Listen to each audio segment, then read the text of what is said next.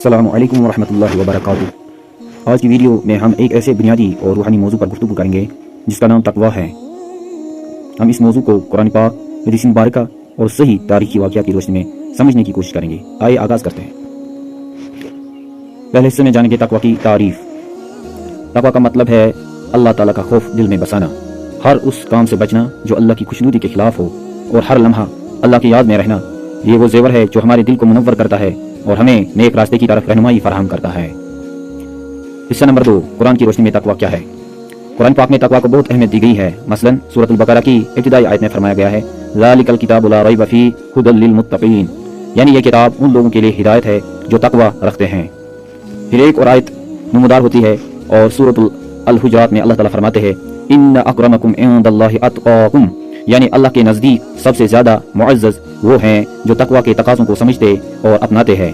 ये आयत हमें बताती हैं कि असल अज़मत और इज़्ज़त का पैमाना दुनियावी इमलाक या शोहरत नहीं बल्कि तकवा है। हिस्सा नंबर 3, हदीस मुबारका से तकवा की अहमियत।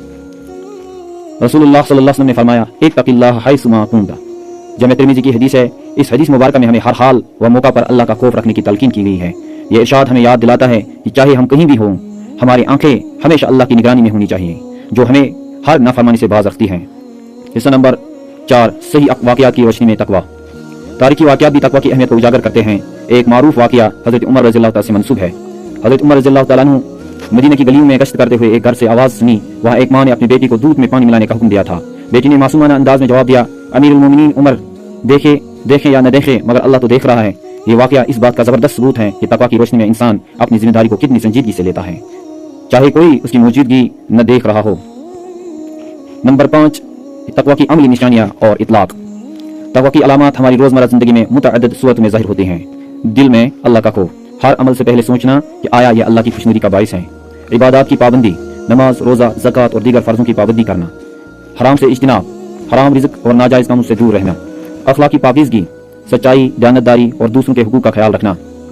इन अमली निशानियों को अपनी ज़िंदगी में शामिल करके हम तकवा की हकीकी रूह को अपना सकते हैं और अल्लाह के करीब हो सकते हैं। हिस्सा नंबर 6, तकवा पैदा करने के अमली तरीके क्या हैं। अपनी ज़िंदगी में तकवा को बढ़ाने के चंद मुअस्सर तरीके ये हैं। कुरान की तिलावत। नंबर 1, कुरान की तिलावत और तफ़हीम, रोज़ाना कुरान मजीद पढ़ें और इसके मानी पर गौर करें। नंबर 2, नेक सोहबत इख्तियार करें, ऐसी सोहबत में वक्त गुजारें जो आपको नेकी की तरफ राग़िब करे। नंबर 3, इस्तिग़फ़ार और दुआ, हर गलती के बाद फ़ौरन अल्लाह से माफ़ी मांगें और दुआ करें। नंबर 4, खुद एहतिसाबी, रोज़ाना अपने अमाल का जायज़ा लें और बेहतरी की कोशिश करें।